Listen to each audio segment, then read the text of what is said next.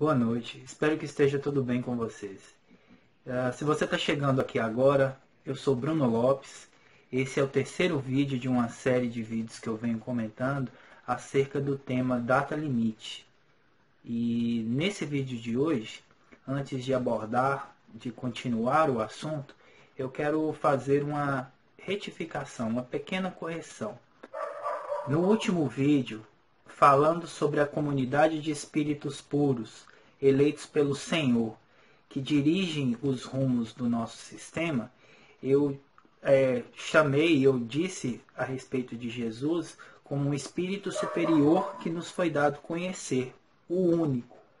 E eu queria fazer essa correção.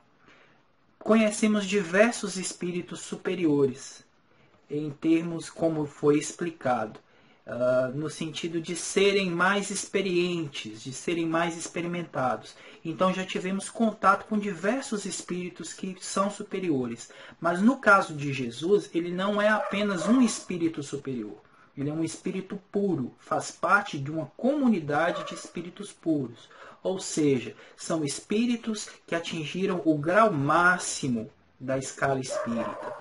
Então eles passaram por todas as fases de progresso até chegarem em um estado de perfeição, de autoconhecimento intelectual e moral, além da aplicação desses conhecimentos em formas perfeitas, o que dá a eles condições, sim, de atuarem como diretores, como governadores dos orbes, dos diversos planetas que compõem o sistema solar e que compõem os diversos sistemas solares que fazem parte do universo, né? Ou dos universos. Então, é algo que escapa da nossa condição de compreensão, dada ao infinito do universo, ao tamanho, à dimensão que o universo pode atingir, pode alcançar. Por isso é que o trecho do livro A Caminho da Luz, acho que vale a pena pegar. Eu falava do capítulo 1 sobre a Gênese planetária, e lá diz que Jesus, né, é um dos membros divinos ao que nos foi dado saber. Então, esse espírito puro é o que nós, em nosso atual estado, tivemos condições e permissão de conhecer e de receber um ensinamento para o nosso progresso diretamente, como foi possível há 2019 anos atrás, quando ele esteve encarnado aqui. E para aqueles muitos que tecem teorias, o Espiritismo, que é a doutrina base que sustenta o pensamento de Emmanuel, que sustenta o pensamento de Chico Xavier e que, portanto, é a fundamentação que se partiu o Data Limite. O Espiritismo nos informa que Jesus, enquanto um espírito puro, encarnou apenas uma vez na Terra. Então, todo o aprendizado que ele teve para chegar até essa fase, até a condição de espírito puro, foi feito em outros planetas, em um outro sistema solar. O que dá a ele essa experiência e que muitos ainda torcem o nariz por achar que, ao dizer que ele seria o governador espiritual, estaríamos favorecendo essa ou aquela denominação religiosa, ou essa ou aquela tradição. E não, esse é um ensinamento que vem sendo transmitido através do Espiritismo, que revela não apenas questões para a nossa religiosidade terrena. O Espiritismo revela muito mais que isso, ao trazer ao nosso conhecimento, especialmente as leis naturais, e implicando nesse meio de leis naturais as leis morais, vem nos ensinar leis universais. Então, quando o Data Limite expressa a preocupação que essa comunidade de espíritos puros tem para com o andamento das coisas aqui na Terra, vem dizer não apenas em questões práticas, mas em questões das aplicações das leis universais. Então, as leis divinas, elas não regem apenas o planeta Terra, elas vão reger o universo. E é claro que a linguagem que foi transmitida para nós, o grau de conhecimento que está sendo transmitido para nós, é compatível com o nosso grau de entendimento, com o nosso grau de maturidade. Então, vai haver ainda muitas lacunas dentro do que a gente tem condições de aprender. Algumas pessoas vão fazer algumas perguntas que não vão encontrar respostas, ou que vão ter que pesquisar ainda, porque ainda não é o tempo, pode ser um dos motivos, ainda não é o tempo de que certas coisas nos sejam reveladas, para que nós possamos atingir a maturidade, a experiência adequadas para saber como utilizar essa nova informação que está chegando. Esse é o ponto fundamental de entendermos por que o aspecto moral, daí por que também a preocupação de não entrarmos numa terceira guerra mundial, nos daria condições de uma nova fase no nosso planeta. Porque não é uma nova fase apenas em termos intelectuais, tecnológicos, vai ser uma nova fase também em termos morais. Como vamos nos relacionar uns com os outros? Que tipo de relação vai ser essa que vamos estabelecer com as pessoas ao nosso redor, com as coisas, com a natureza e até mesmo com Deus, com outras consciências? Pensa bem, se muitas vezes nós não temos condições de relacionar bem com o nosso vizinho, uma pessoa que muitas vezes tem a nossa cor ou não tem a nossa cor, e isso às vezes é algo que nos incomoda, e como poderemos nos relacionar de forma fraterna com outras consciências que muitas vezes não têm o mesmo tipo de corpo que nós temos, muitas vezes passaram por outros tipos de experiência, daí vem de uma outra cultura completamente diversa da nossa. E se aqui a gente tem problemas culturais, como seria isso com outras consciências, com outros seres humanos pertencentes a outro planeta? Então nós ainda temos muito o que aprender conosco aqui, para tentar, para querer esse tipo de experiência.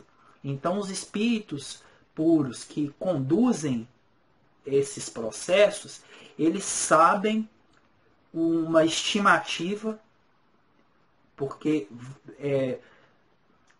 vou trazer as obras que subsidiam isso, que dão essa informação segura de que esses processos proféticos são estabelecidos sim com estimativas, porque nós detemos um livre-arbítrio. Se a gente quiser quebrar a cara, nós vamos quebrar a cara. A única fatalidade que o Espiritismo nos revela é a lei de progresso. Fatalmente vamos progredir. Quando?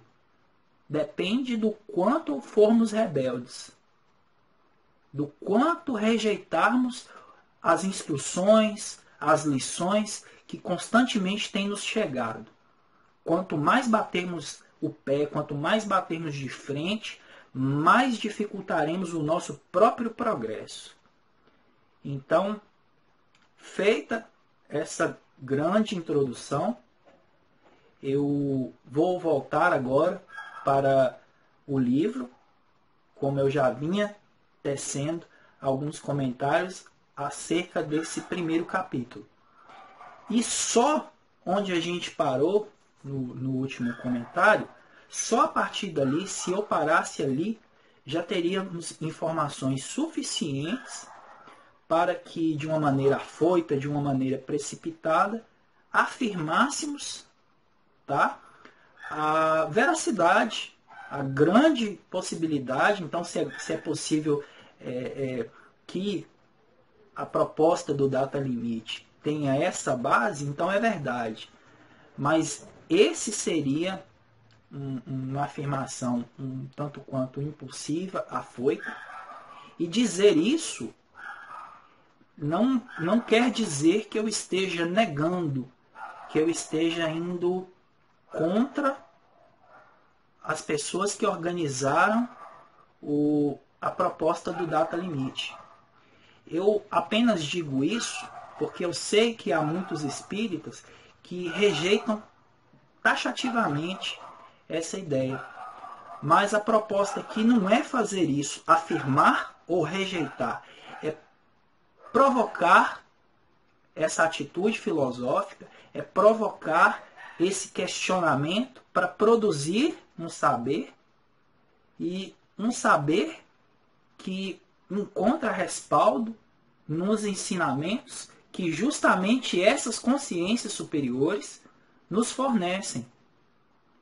E eles não estão fornecendo isso para, como algumas pessoas pensam, para fazer lavagem cerebral, para nos dominar, porque querem alguma coisa do nosso planeta, porque tudo isso aí acaba sendo ilusões, mecanismos de defesa que vamos criando para nos afastar dessas possibilidades e para nos afirmar enquanto alguém muito bom, né?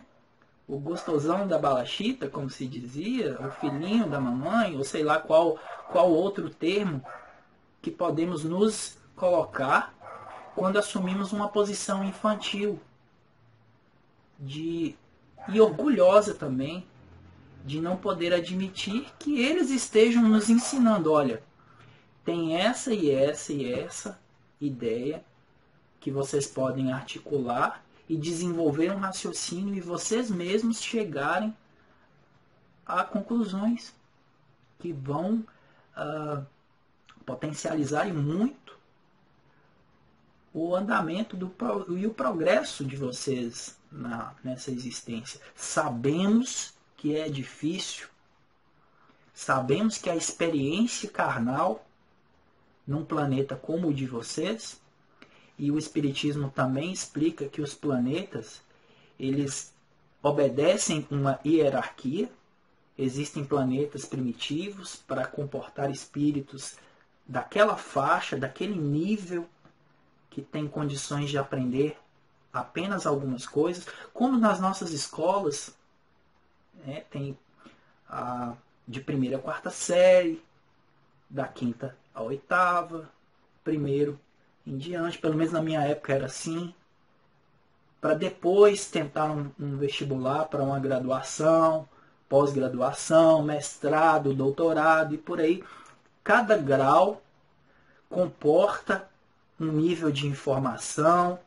Esse nível de informação recebe um nível de teste para provar que você conseguiu assimilar aquele conhecimento. E é isso que nós estamos fazendo aqui, galera. É isso que nós estamos fazendo. Estamos aprendendo. Bom, seguindo o nosso aprendizado, no capítulo 3 do livro A Caminho da Luz, esse livro que eu estou citando para iniciar esse estudo, fala das raças adâmicas e vem falando do sistema de capela. Vou deixar para que vocês tenham o interesse de ler e vou apenas fazer algumas citações acerca dos trechos, que vem dizer de um sistema de capela que era similar ao planeta Terra, ao nosso orbe, e passava por um período de transição. Nesse período de transição que o sistema capela passava, existia alguns espíritos, alguns estudantes, alguns alunos naquele planeta que eram mais rebeldes, assim como no nosso. Hoje, nós verificamos um nível de criminalidade, de violência, de barbaridade muito grande. De uma maneira tão intensa que muitas vezes leva a gente a desconfiar de tudo e de todo mundo. E as pequenas expressões de boas atitudes, de bons sentimentos, de boas práticas, às vezes são vistas como segundas intenções, daqueles que a praticam, vistas como está querendo se mostrar, ou de alguma forma não damos a credibilidade que tais práticas merecem. Uma boa parte dessas pessoas que tem buscado praticar, que tem buscado se moralizar, se espiritualizar, buscado se melhorar enquanto ser humano, essa pequena parte, muitas vezes, se vê diante de um conflito, porque a maioria acaba sendo as pessoas que não estão querendo isso, que não estão buscando praticar bem, que não estão buscando se melhorar, que estão um pouco se lixando com isso. Então, muitas vezes, essas pessoas que estão nessa atitude rebelde, elas atrapalham a vida de quem está tentando progredir. Ao mesmo tempo em que elas são os melhores professores. Ou seja, se eu estou numa experiência para aprender um pouco mais sobre a paciência, e se eu preciso ser testado nesse aspecto, Deus vai colocar diante de mim tantas experiências quanto forem precisas, quanto forem necessárias, para que eu desenvolva esse aspecto e possa exercê-lo, possa executá-lo com a maior perfeição que eu conseguir naquele momento da minha vida, nessa existência. Então o que vai acontecer? Provavelmente eu vou ter muitas experiências com pessoas que vão me torrar a paciência, que vão me encher o saco, que vão fazer tudo para dificultar, para que eu possa exercitar esse aspecto. É isso que acontece nas diversas outras situações que cada um de nós experiencia. Basicamente foi isso que acontecia lá no sistema de Capela. O sistema já tinha chegado num determinado período de progresso, tanto tecnológico, científico, intelectual, quanto moral. Mas alguns espíritos rebeldes faziam de tudo para que as coisas continuassem como eram, assim como no nosso. Existem muitas pessoas que querem manter o padrão, que querem manter o sistema funcionando da maneira perversa como ele funciona. E isso não é apenas pessoas do governo, não. Muitas vezes é cada um de nós que, acostumado às partes boas e partes negativas, porque o ser humano tem esse paradoxal gosto pela dor, pelo desprazer, e muitas vezes auxiliamos, mesmo que inconscientemente, a manter esse padrão. Lá no sistema Capela, então, essa turminha, como fazendo uma comparação, aquela turminha do fundo da sala que só ficava fazendo bagunça, não queria nada com a vida, não queria nada de estudar, foi então perturbando, e os espíritos puros, que também coordenavam os rumos, a direção daquele sistema, acharam por bem, não, já tá demais, né? Vamos convidar essa turminha, já que eles querem, eles são livres, né? Eles têm o livre-arbítrio, já que é isso que eles desejam, é assim que eles querem viver, vamos convidar essa turminha para ir passear em outro lugar, em outro orbe, e vamos deixar esses aí que estão querendo melhorar, que estão querendo se regenerar, que estão buscando serem pessoas melhores, e assim vão se tornar espíritos mais evoluídos, né, porque foram experimentados, e aí vão adquirir condições de novas experiências, de novos ensinamentos. Então vamos fazer o seguinte, vamos convidar essa turminha para ir não bagunçar em outro lugar. Chega de bagunça, tá? Vamos convidar essa turminha para ir trabalhar e aprender um pouco mais em outro lugar. E aí, Jesus, um dos espíritos puros designados por Deus, recebeu a missão de criar, organizar e governar um orbe novo, ou seja, um planeta em formação. E aí a Terra em formação, a Gênese, uma obra espírita vai complementar de uma maneira muito mais ampliada, de uma maneira muito mais rica. E essa obra, Gênesis, além de ela trazer o aspecto espiritual, ela dialoga com o aspecto científico. Então, dá para se entender os períodos que a Terra passou, desde a sua criação até chegar no momento em que o planeta teve condições de gerar a vida. Então, Jesus recebeu essa missão de organizar um local para receber essa turminha da pesada que chegou e que precisava de alguma maneira ter um espaço para se desenvolver, oportunidade de desfazer as grandes bobeiras que devem ter feito, de se reaver com a lei, de se reajustar diante de Deus, diante de si mesmo, para que eles pudessem progredir, continuar o caminho do progresso. Então, Jesus recebeu essa comunidade, essa grande leva de espíritos rebeldes, para encarnar na Terra e alavancar o planeta em nascimento, o planeta em sua fase de infância. Então você imagina, para essa turma que saiu do sistema Capella, como nós aqui, já no Wi-Fi, no iPad, toda essa tecnologia, todas as vantagens que nós temos, sermos encaminhados para um planeta primitivo, para um planeta começando, lá para o povo. Ó, vocês vão ensinar eles lá, bater uma pedra na outra. E aí, se observarmos o que as nossas ciências antropológicas, o que nós já temos de informação, vamos perceber que aquele chamado elo perdido, que indica um salto entre os primeiros primatas, né, para chegar no Homo sapiens, a nossa ciência não consegue preencher essa lacuna. Como foi possível um progresso tamanho de um tipo de primata? Me desculpem porque eu não tenho os nomes específicos para citar aqui agora, mas apenas essa ideia já serve. Como foi possível de um primata para o Homo sapiens?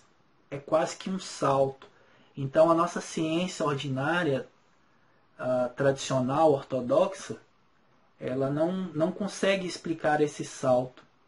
E essa possibilidade de explicação está aí, nessa passagem, nesse trecho que o livro A Caminho da Luz, e que, se fizermos um link com o livro A Gênese, vamos conseguir preencher esta falta de informação.